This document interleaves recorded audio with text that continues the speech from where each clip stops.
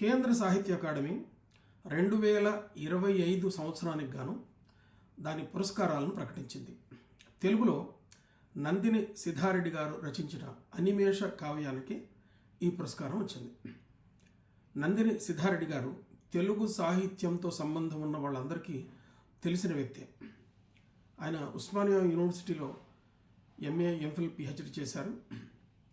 ఉస్మానియాలో నాకు సీనియర్. నేను ఎంఫిల్లో ఉండగా ఆయన పిహెచ్డి చేస్తున్నారు. నారాయణ రెడ్డి గారి దగ్గర ఆయన పిహెచ్డి చేశారు. ఆ తర్వాత వేరు కాలేజీల్లో ఆయన ఆచార్యుడిగా పనిచేశారు.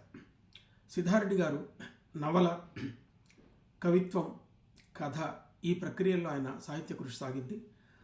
పాట రచయితగా కూడా ఆయన తెలుగు వారికి పరిచయం. నాగేటి సాలల్లో నా తెలంగాణ ఈ పాట తెలంగాణ ప్రత్యేక రాష్ట్ర ఉద్యమంలో బాగా వ్యాప్తం చెందింది, ప్రభావితం చేసింది.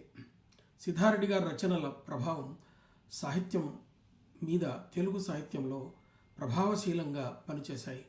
ఈ కారణంగానే సిద్ధారెడ్డి గారికి అత్యున్నతమైనటువంటి, దేశంలో ఉన్నతమైనటువంటి సాహిత్య పురస్కారం లభించింది.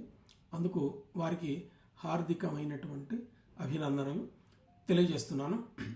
దీన్ని ఎంపిక చేసిన జ్యూరీలో ఉన్నటువంటి సాహిత్యవేత్తలకు కూడా అభినందనలు తెలియజేస్తున్నాను. నమస్తే.